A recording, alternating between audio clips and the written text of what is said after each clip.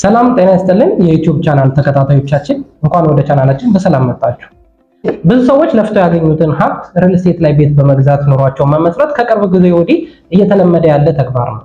እነዚህ የምንገዛቸው ቤቶች በጥሩ ሎኬሽን ላይ የሚገኙ ቢሆንም በጥሩ ፕራይስ ቢገዙም እንዲሁም ደግሞ በውስጣቸው ጥሩ አገልግሎት የሚሰጡ አሜኒቲስ ቢኖራቸው በምንገዛው ቤት ውስጥ በደስተኝነት መኖራችን ወሳኙ ነገር ነው። ቤታችን ውስጥ በደስተኝነት እንድንኖር ከሚያደርጉ ነገሮች አንዱ ደግሞ የቤታችን አቀማመጥ ወይም ደግሞ ፍሎር ፕላን ሌአውት ነው። የቤታችን አቀማመጥ ወይም ደግሞ ፍሎር ፕላን ሌአውት ቤታችን በምን መልኩ እንደሚቀመጥ የሚያሳይ ሲሆን እንደየአሰራሩ ጥሩም መጥፎም ሊሆን ይችላል። በዛሬው ቪዲዮአችን ደንበኞች ቤት ሊገዙ ሲሉ ሊያጋጥሟቸው ከሚችሉ 7 የተበላሸ ወይም ደግሞ መጥፎ ፍሎር ፕላን አቀማመጦች ሲሆን ደንበኞችም ከነዚህ እንዴት መጠበቅ ይችላሉ የሚሉትን አብረን እናያለን። ተከታተሉ። የመጀመሪያው ነጥብ ተፈጥሯዊ ብርሃን የማያገኝ ቤት ነው።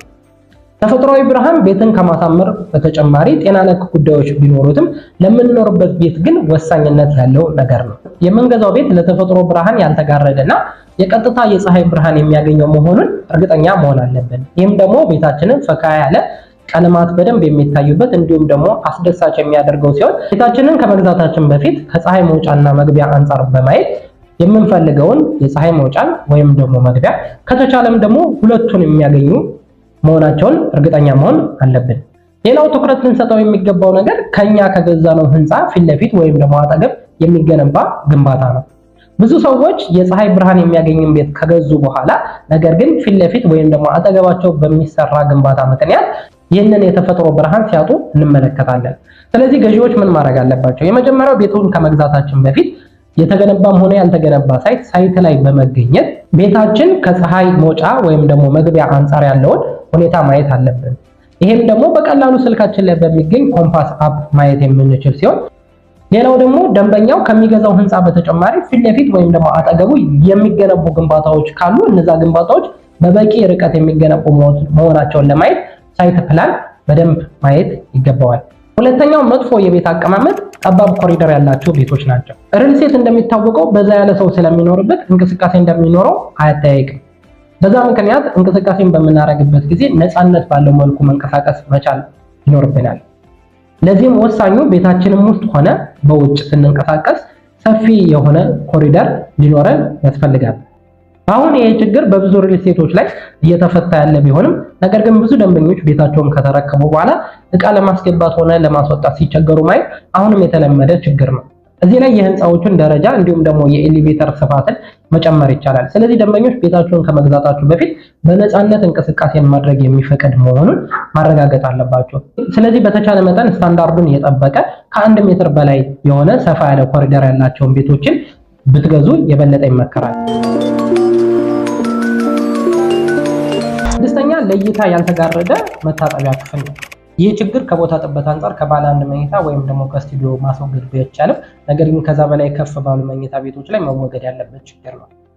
የመታጠቢያ ክፍል በአገልግሎቱ ነፃነትን የሚፈልግ ስለሆነ የቤቱ ነዋሪዎች በማያዩበት ሰወር ያለ ቦታ ላይ እንዲሁም ከውጭ የሚመጣ እንግዳ ቀጥታ በማያዩ ቦታ ላይ ቢሆን ይመረጣል። ሌላው አብሮ ሊታሰብበት የሚገባው ነገር የመታጠቢያ ንጽህና ሲሆን በክፍሉ ላይ የሚነሱ ሽታዎች እንዴት ይወገዳል የሚለው ሊታሰብበት ይገባል። አሁን እየተለመደ ያለው አርቲፊሻል ቬንቲሌሽን ቢኖርም ይሄ በሌለበት ግን በተፈጥሯዊ መንገድ በመስኮት እንዴት ይወገዳል የሚለው ነገር በደንብ ሊታሰብበት ይገባል። በተጨማሪም መታጠቢያ ክፍሎች ከሳሎንና ከማብሰያ ክፍል ራቅ ብለው ነገር ግን ወደ መኝታ ክፍሎች ቀረብ ብለው ቢሰሩ የበለጠ ይመከራል። ሰባተኛውና የመጨረሻው የኮለን አቀማመጥ ነው። ኮለን የህንፃችንን ክብደት የሚሸከም ክፍል ወይም ደግሞ ስትራክቸር እንደሆነ የሚታወቅ ሲሆን እንዳቀማመጡ ቤታችንን ሊያሳምርም ላያሳምርም ይችላል።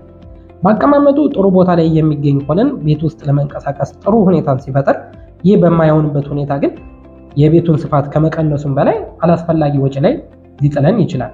በተለይ በቤት መሃል የሚገኝ ኮለን እይታን ከመጋረድ ጀምሮ የቤት ዕቃን ለማስቀመጥ እስከ መረበሽ ድረስ ሊደርስ ይችላል። ስለዚህ ቤታችንን በምንገዛበት ጊዜ የቤታችን ኮለን የት ላይ እንደሚገኝ በትክክል ማወቅ አለብን። በአጠቃላይ ከላይ ያየናቸውን ችግሮች ለመፍታት ደንበኞች ምን አይነት ዝግጅት ማድረግ አለባቸው የሚለውን ደግሞ የተወሰኑ ነጥቦችን እንይ። በመጀመሪያው ደንበኞች ቤታቸውን የሚገዙበት ድርጅት ወሳኝነት አለው። ስለዚህ ደንበኞች ከሚታመን ድርጅት መግዛታቸውን እርግጠኛ መሆን አለባቸው። ሁለተኛ ደግሞ ከሚገዙበት የሽያጭ ሰራተኛ በቂ የሆነ ታማኝ መረጃ ማግኘታቸውን ማረጋገጥ አለባቸው። ሌላው ሁለተኛው ነጥብ ደግሞ ሁሉንም አሟልቶ የሚገኝ ቤትና ድርጅት ማግኘት ከባድ ስለሚሆን ደንበኞች ከላይ ከገለጽናቸው ነጥቦች ውስጥ ቅድሚያ ለራሳቸው የሚሰጡትን ነገር ማወቅ የበለጠ ምርጫቸውን ቀላል ያደርግላቸዋል። ስለዚህ ደንበኞች ከላይ ከገለጽናቸው ነጥቦች ቅድሚያ የሚሰጡትን ነገር አይተው መግዛት ይችላሉ። ሶስተኛው ከመግዛታችን በፊት የግንባታ ባለሙያ ማማከር ሲሆን የመጨረሻው ደግሞ የሚቻል ከሆነ ደንበኞች የፊኒሺንጉን ስራ በራሳቸው መስራት ይሆናል። ስለዚህ ደንበኞች የመጨረሻ የፊኒሺንግ ስራ ከሪል ስቴቱ ተቀብለው በሚፈልጉት ፓርቲሽን፣ የመስኮት ብዛት እንዲሁም ደግሞ በሚፈልጉት አይነት እንዲሰሩ ይሄ የራሳቸውን ምርጫ ይሰጣቸዋል። ከላይም ለመግለጽ የሞከርናቸው ነገሮች ደንበኞች ቤታቸውን በደስተኝነት እንዳይኖሩ የሚያደርጋቸው ነገሮች ናቸው። እስኪ እናንተም ደግሞ ደንበኞች የታዘባችሁት ነገር ካለ ከታች በኮሜንት ሴክሽናችን ላይ ይግለጹልን። ደንበኞች ቤት ከመግዛታቸው በፊት ማድረግ ስላለባቸው ዝግጅትና እውቀት ተመሳሳይ የሆኑ ቪዲዮዎችን በዚህ ቻናላችን ላይ እንለቃለን። ሰብስክራይብ በማለት ቤተሰባችን ይሁኑ። እናመሰግናለን።